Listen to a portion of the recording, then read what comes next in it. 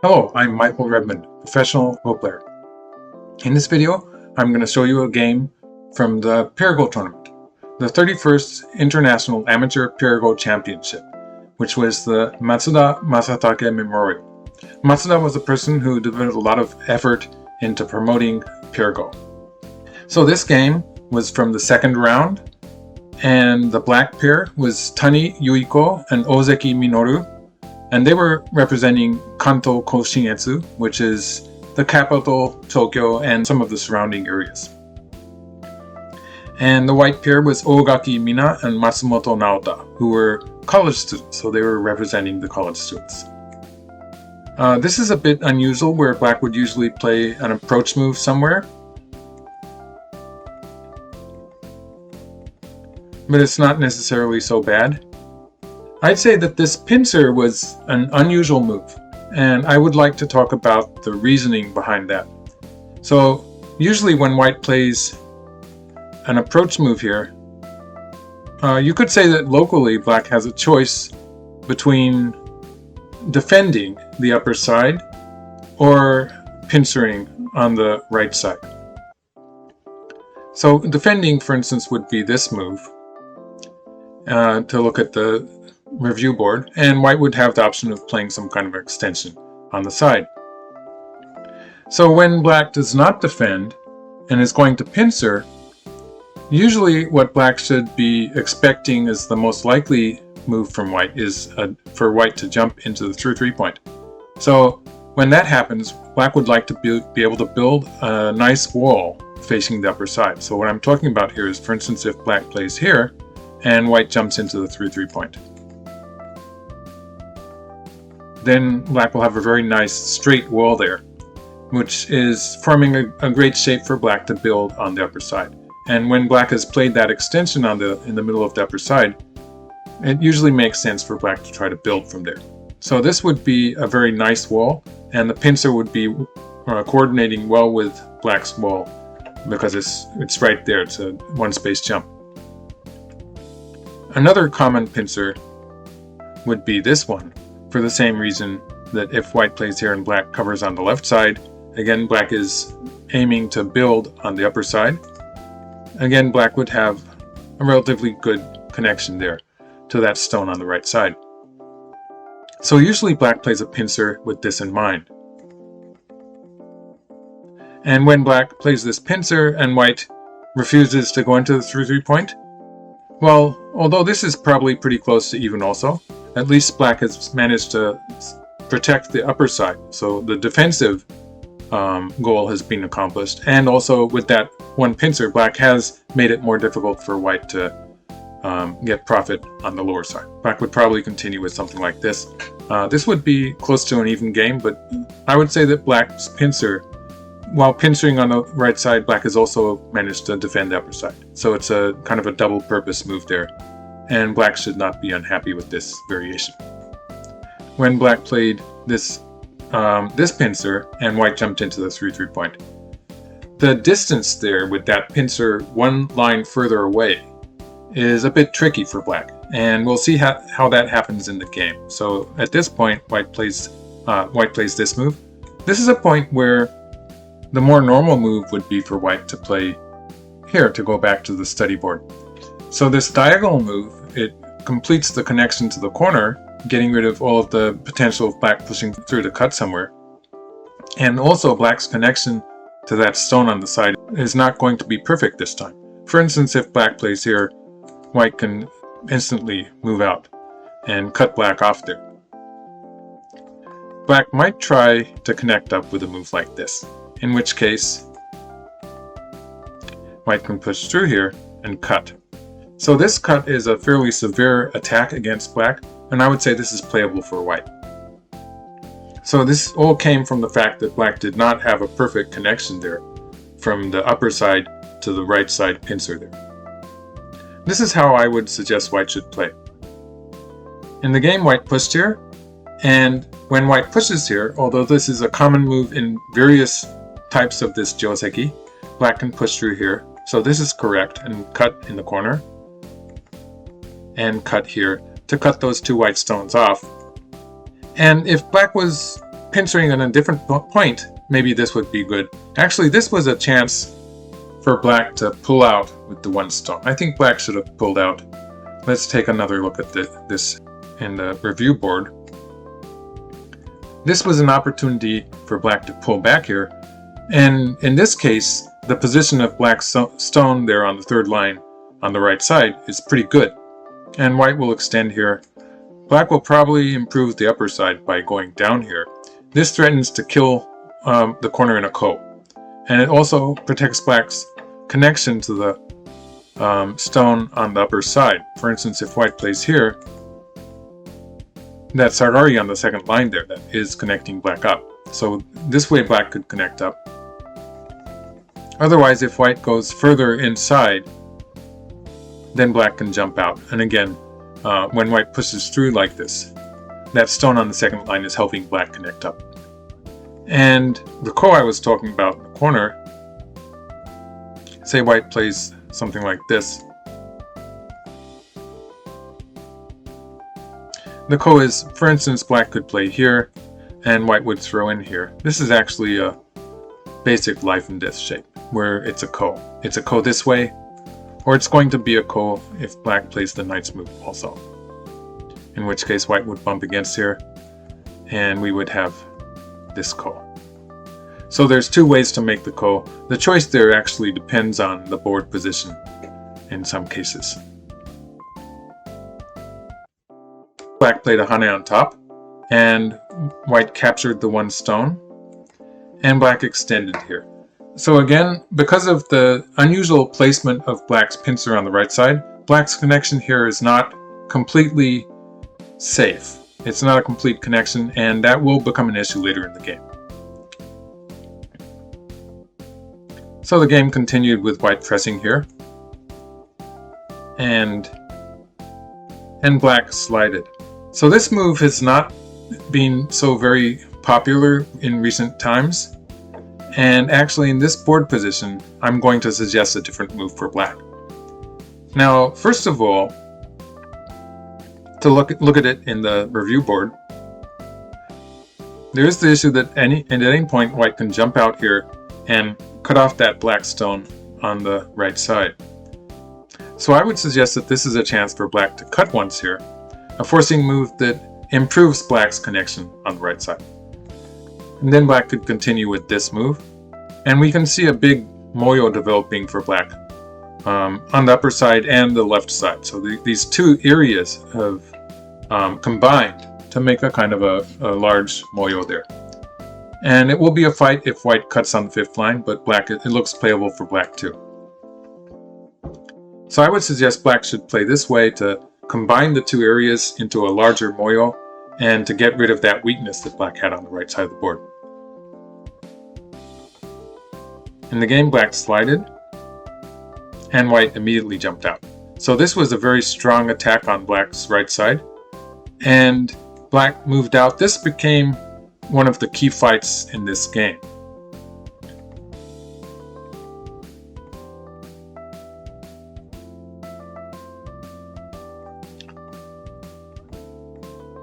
So far, this is going well for white, but at this point, when white continued playing in the center of the board, this was probably not so good, especially when white played here to add one more move. Playing so many moves in the center of the board and allowing black to play this point on the right side, which was a very important point, was white's mistake here. So to go back a few moves, I'm going to say at this point, white should have played on the right side. So I'm going to look at it on the review board. White should play a hane here, and black will extend, and white can play here. And while this temporarily weakens white in the center, the fact that black is weak on the right side also, it makes it okay for white just to push from this side and push again. And white can just continue pushing. At some point, white can play somewhere around here. You can see white is taking the offensive position in the center of the board. So this final move could be here, or it could be one to the left. That's a difficult choice, actually. But in either case, it is a cramped position for black on the right side of the board. This would be good for white. It was very important for white to improve the white position on the right side of the board. So let's look at what happened in the game. White added a stone to the center, but this gave black the opportunity to play here. And in this sequence, black has captured the 2 white stones. And this settling this black group, it means that black will still have opportunities later to attack white in the center of the board, and black has a strong position in check. So this put black back in the game in a position where I was feeling that white seemed to have a slight advantage. Okay, back to the game sequence. Here white has taken black's base away in the corner while making a base for the white group. Makes sense to me. And black protected this way. White invaded the left side. You can see white is trying to accomplish something here. Is trying harder, you might say. And now white attacks black. So white is making a very complicated fight here. And black allowed white to connect on the side. So this move, sliding in the lower left corner, was probably a bit premature. Black is trying to set up an attack on the lower side. For instance, the problem is that black's group in the lower right is not necessarily so strong either. Maybe better for black to, let's look at it in the review board. Black could cut here. This move actually, if white pushes through here, black can play an Atari from underneath. And this would cut something off. For instance, if white plays here, this would cut the 3 stones off here, and that would be big. Or if white takes the 1 stone, black can play an Atari here, and it's either a ko or black cuts off the corner. This would be even better for black. So white will answer this by capturing the 1 stone, and black can close off the center like this. This would be a very thick move, and would be good enough to give black a slight advantage in this game. And white starts to attack black on the left side. It's not serious yet, but white is playing very strongly here. And it gets exciting. So white peeped here. Unfortunately for white, this was not forcing. And I mean, black did not connect to the right. And it actually took away some of white's liberties in the center of the board. And we're going to see what happens about that later in the game. White would have done better just not to play that peep. And for instance, white could have saved these 3 stones. Adding a stone there in the center is a very important move that white had to play anyway. And if black pushes through here, white actually has a potential connection there on the left side. So if black continues surrounding from the center, white can just connect on the side. And this would put the black group there on the left in a lot of trouble.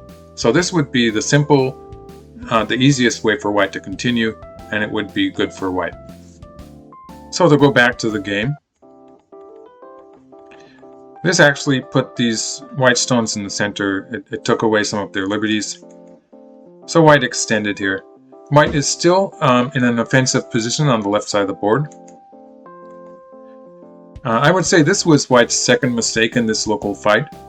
White is sort of loosely surrounding the black stones in the center, but it's a bit too loose. It's not even connected locally. For instance, if black pushes through here, it's probably immediately going to be a ko, because if white covers here, we can get a ko with this sequence. So that would be a ko immediately, or if white pulls back, black can push through. And this position that white has on the left side is a bit cramped. It doesn't have so many liberties. So this would be dangerous too. And so it's not a very good connection. When white does play in the center, it's probably better for white to play this move, which would be a solid connection. For the time being, maybe white should just play here to continue on the left side with this move, which takes away black's potential ice base, and connecting on the left side, if black plays here, white could play in the center. And that would be good for white. Or if black plays in the center, white can connect to the side. So this would keep the pressure on black on the left side of the board. So now black cut. So this was a decisive point in the game where black cut here, and white should have answered not capturing the one stone, which is what white did. So let's look at it in the review board. White should have played here. Black will probably continue on the left side of the board. If black plays like this group is fairly safe. And what I'm saying here is that if white answers in the corner, black can play here. And with a potential connection on the right side, white would probably answer here and black would run away in the center. If white cuts off black's connection to the lower left corner, black can play an Atari here and make life like this. So this would settle the black group.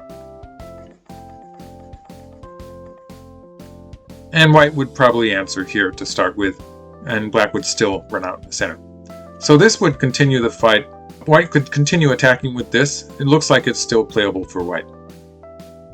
In the game, white actually played here, and this was the losing move, because when black pushed through here, this was a lot of trouble for white. So this was really bad. White took once, and black played an Atari, at which point white sacrificed 7 stones in the center, and this was very painful. So finally, let's take a look at what happens if white saves those stones with this move. If white connects here, black can connect too, and white is in trouble on both sides. For instance, if white plays on this side, maybe the position on that side of the center is going to hold together, but black can put white, put a lot of pressure on white with this attack against that clump of stones that white has in the center of the board. This would be very troublesome for white. Otherwise, if white protects that group by pressing here, black can immediately capture 2 white stones with this move. If white escapes in this direction, black can capture here, and still white cannot cut there. For instance, if white tries to cut this side, now black can push through here. You can see white's position falling apart. Otherwise, if white connects here, black can just play here, and it already looks very hopeless for white to save those stones there. Black has a number of ways to chase them, I think. It's hopeless for white on one side or the other. So white gave up the 7 stones at this point, but this was a very painful loss for white. And with this move, black is pretty much alive already. White connects in the corner, and black plays here. So this is alive. If white connects on the side, black can make an eye in the center.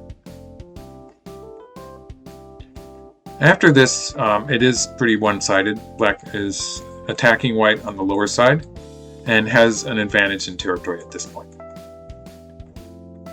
So let's just go through some of the moves here. So the rest of the game was a fairly straightforward endgame, and black ended up winning by 13.5 points. So thank you for watching this video, and I hope you enjoyed it. So give a thumbs up if you did. Thank you.